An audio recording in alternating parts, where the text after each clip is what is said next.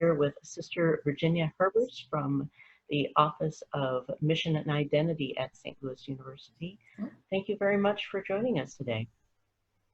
Oh, thank you so much for the invitation. You know, it's wonderful to be able to show up in these different ways. And for those of you following at home, we have been experiencing some technical difficulties, which we're blaming on the rain. So if you just get to see Sister Virginia's smiling face the whole time, that's not such a bad thing. So tell me, what is SLU's Office of Mission and Identity? Well, the Office of Mission and Identity, there is an office like the one we have at SLU in every Jesuit college and university across the country. And it is an office that is directly connected to the president's office. And the idea is that at a Jesuit university, the Jesuit identity and the Ignatian spirituality mission will infiltrate everything we do. So it infiltrates programming and hiring and everything, you know, everything that the university takes part in happens through the lens of mission. And so to have a mission officer like Father Chris is, who is the assistant to the president for mission and identity, ensures that that type of methodology, that type of lens is kept in place. Got it. And how did you come to be part of this work? Last year, Father Chris and I were in communication because I'm not sure the timing on this, but there was a mission examen that happened at SLU, I believe 2 or 3 years ago. And out of that examen that was done university-wide, the sense that some internal formation, spiritual formation of faculty and staff could be strengthened a little bit.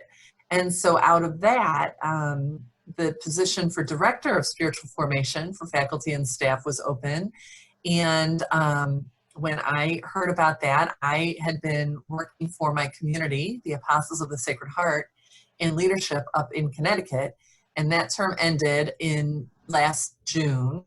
And so this position was open. I heard about it. I was with Father Chris. We spoke about it. I interviewed, and then voila, September 1st, I showed up. So it was actually just a confluence of a whole bunch of different factors that worked in my favor, I think. What's the background that you're bringing into this? So oh goodness. So in all my ministries up until SLU have been internal to my own religious community. So I've been involved specifically in regard to this particular role of spiritual formation. I've been involved in the formation of our newer members in our own community. So I worked with novices and our temporary professed. And then I served in leadership, both on the council as a counselor for 3 years, and then a second term as counselor, but serving as vice provincial, which a lot of the duties and responsibilities there were administrative, but also trying to make those administrative decisions being faithful to the mission of the organization. So I would say those roles really helped prepare me for this. I've also been a spiritual director for, 15 years now.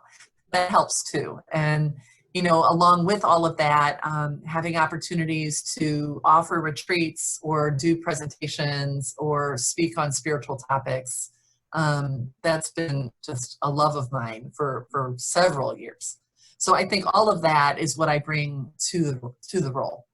And remind me the name of your religious community? We are the Apostles of the Sacred Heart of Jesus.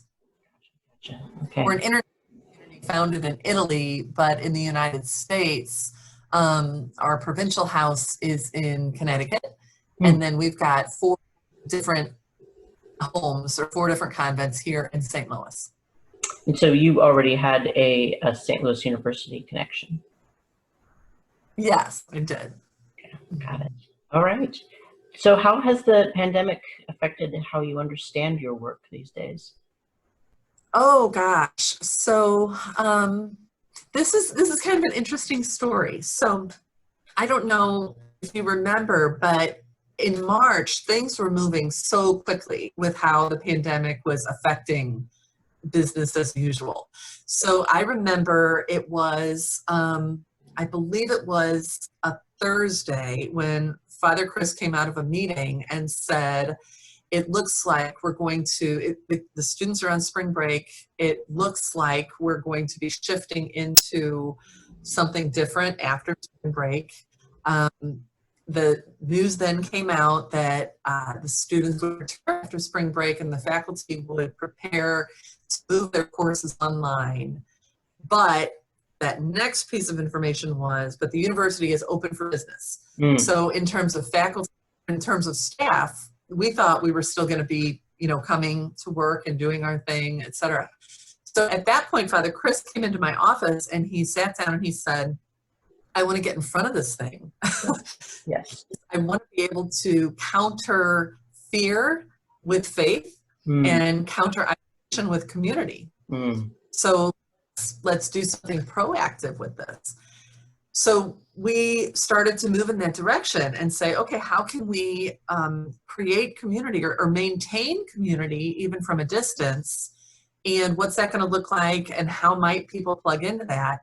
And then very quickly after that, it shifted into everyone is working from home.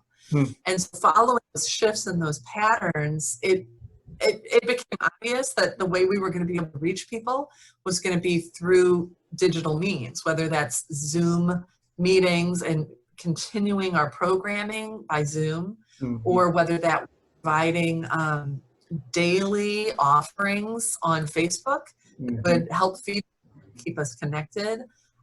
We've been keeping in touch with people by email and phone call, just maintaining that sense of connectivity. Yeah. So it became very clear very quickly that if we wanted to maintain those types of connections and nourishment, we needed to figure out how to do that from a distance. So that was your job. That was our job. Yes. Yes.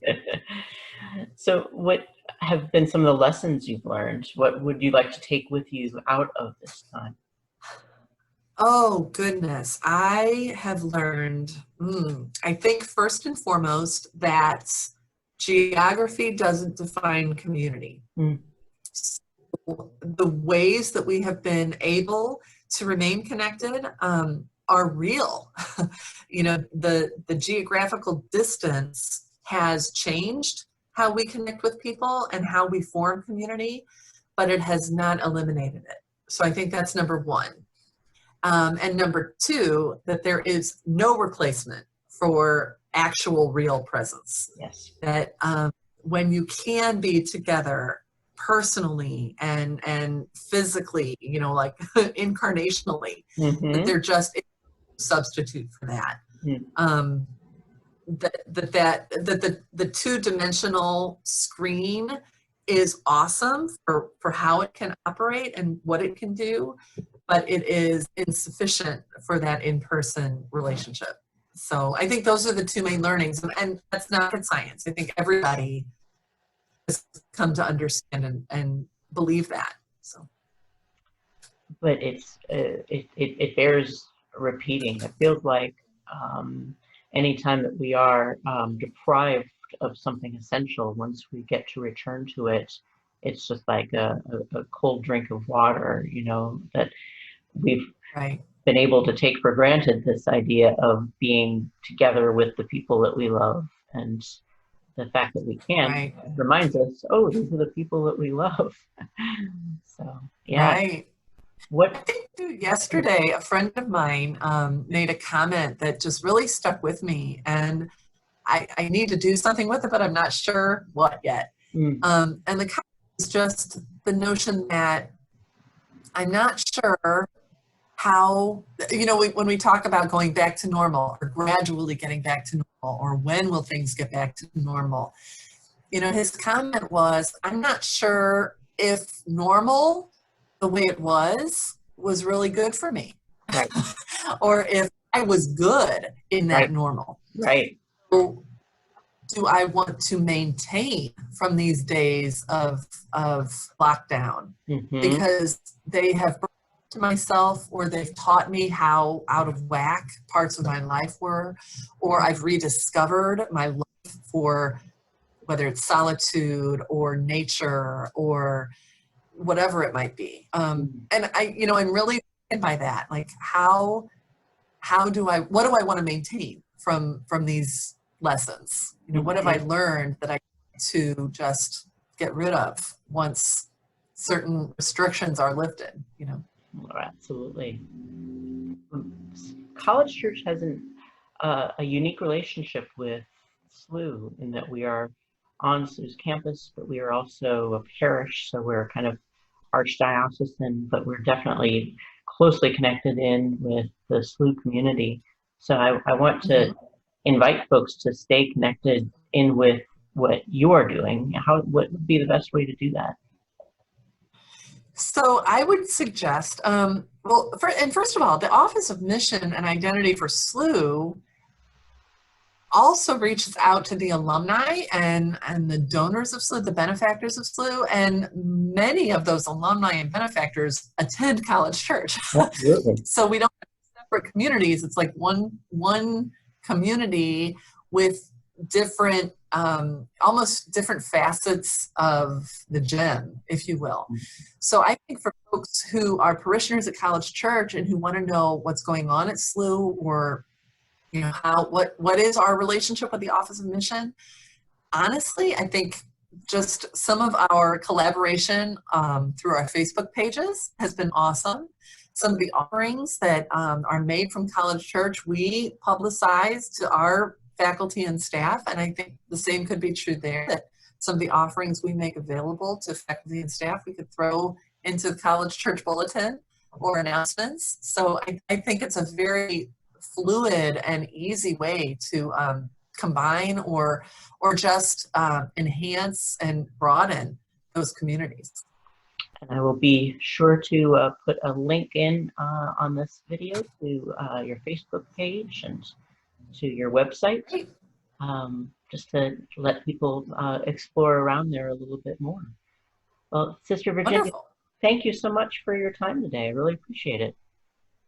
Oh, thank you. And stay safe and take care of all the people that need taking care of right now. All right. God bless.